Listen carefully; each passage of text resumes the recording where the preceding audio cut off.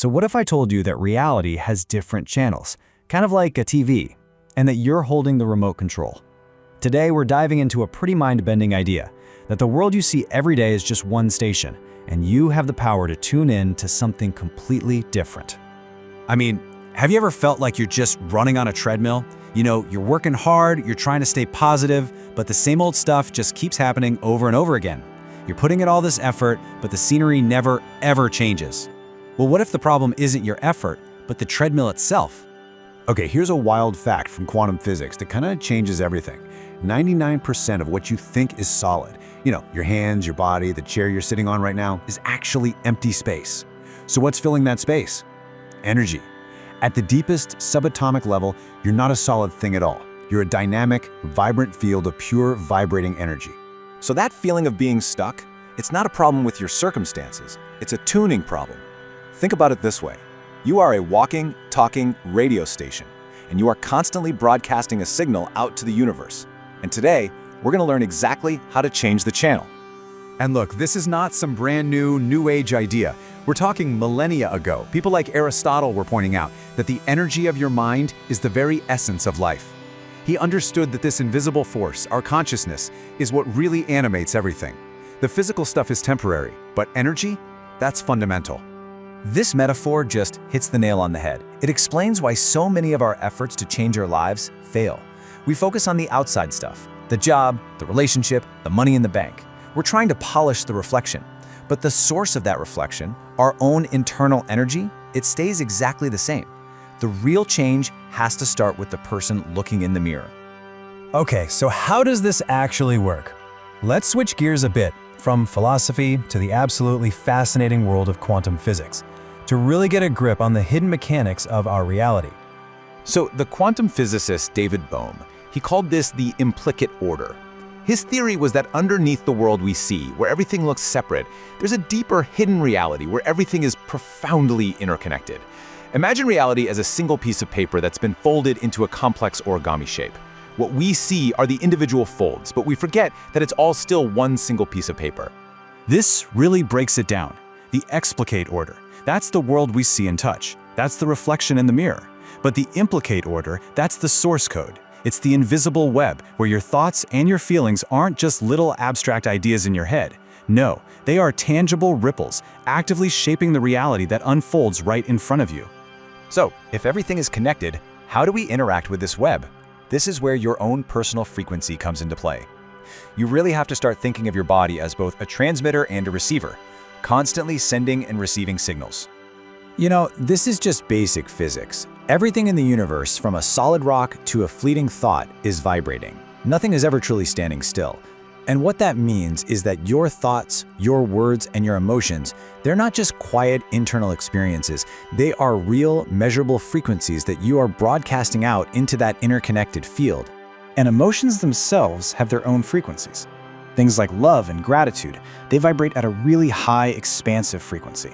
But emotions like worry, anger, and hate, they vibrate at a very dense, low frequency. The rule of the game here is incredibly simple. Like attracts like. If you want to experience a high-frequency reality, you have to become a high-frequency broadcaster. This ancient wisdom from the Buddha just captures the mind-body connection perfectly. You know that knot you get in your stomach when you're worried? That's a low-frequency thought literally manifesting as a physical feeling. Your body is the ultimate feedback system. It's always telling you what station you're tuned into. Okay, so if we can change our frequency, what is the most direct way to do it? Let's talk about an ancient and unbelievably powerful vibrational tool that really acts like a master key to all of this. The Ascended Master Saint Germain taught that the two most powerful words you can ever speak are I am. Now, think about that. When you say I am tired or I am broke, you are literally casting a vibrational spell, commanding that reality to come into being. You have to understand, I am is not just a phrase, it is a vibrational command. It's like a tuning fork that aligns your entire energetic system, your mind, your body, with the creative force of the universe. It is you telling reality what it's going to become. Using the I am command is an incredibly powerful reset for sure, but maintaining that high frequency day in and day out, well, that's a lifestyle. It requires conscious effort, not just in your mindset, but in your physical habits too. You know, philosophers have been teaching this stuff for centuries. Think of Albert Camus' whole idea of existential rebellion. Just choosing joy even when life seems absurd. That's a powerful act of setting a high vibration. Or think about the Stoics, who taught that real power is not letting the outside world mess with your internal frequency. Both of these are just ancient forms of vibrational mastery. Now here is a piece that so many people stumble on. You simply cannot separate the mind from the body. All that mental and spiritual work you're doing, it needs a strong physical foundation to stand on. Your body is like a biological battery. It has to be fully charged to power a high-frequency mind. So how do you charge it? Well, first, you fuel it with high-vibration foods, not processed junk. Second, you have to prioritize sleep. That is literally when your body repairs itself and recalibrates its frequency.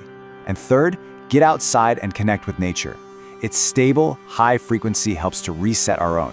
All right, we've covered the theory, we've covered the science, and the lifestyle. Now let's just bring it all together into a simple, practical toolkit that you can start using today to consciously tune your reality.